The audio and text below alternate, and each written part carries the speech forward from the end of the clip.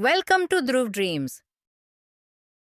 சோம்பேறி கரடி மற்றும் சுறுசுறுப்பான அணில். ஒரு பெரிய பசுமையான காடு. அந்த காட்டில் பாலு என்ற ஒரு சோம்பேறி கரடி வாழ்ந்தான். பாலுவுக்கு தூங்குவது ரொம்ப பிடிக்கும். வேலை செய்யாமல் இருக்க அவனிடம் 1000 காரணங்கள் ரெடியாக இருக்கும். அதிலிருந்து தொலைவில் சிட்டு என்ற சுறுசுறுப்பான அணில் இருந்தது. சிட்டு ரொம்ப பிஸி. அது தினமும் முந்திரி, பழம், விதைகள் எல்லாம் சேகரிச்சு காட்டினை சுத்தமாக வைத்திருக்கும். ஒரு நண்பகலில் பாலுவை ஒரு பெரிய மரத்தின் நிழலில் படுத்து தூங்கிக்கிட்டு இருப்பதை பார்த்தது. பாலு, குளிர்காலம் வரப்போகுது, சிட்டு சொன்னது. இப்போவே உன் உணவுகளை சேமிக்க ஆரம்பிக்கணும். பனி விழும் நேரத்தில் காட்டில் எதுவும் சாப்பிட கிடைக்காது. பாலு ஒரு பெரிய மூச்சு விடுத்து சொன்னான். அடசிட்டு, இப்போவே அவசரம் ஏன்? நிறைய நேரம் இருக்கு. நீ உன் சாப்பாடு சேர்த்து வச்சுக்கோ, அப்புறமா பார்க்கலாம்.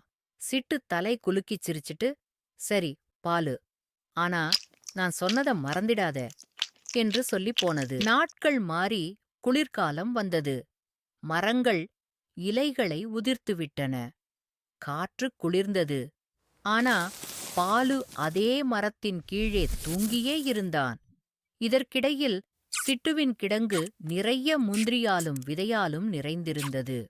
அப்போ ஒரு பெரிய பனிச்சூறாவளி வந்தது.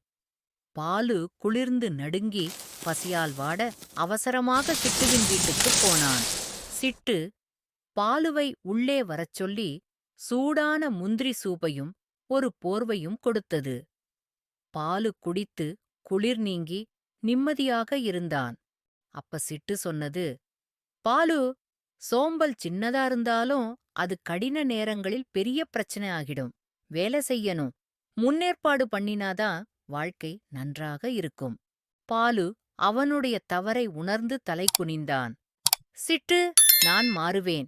இனிமேல் உழைக்கத் தொடங்குவேன் என்று வாக்குறுதி அளித்தான்.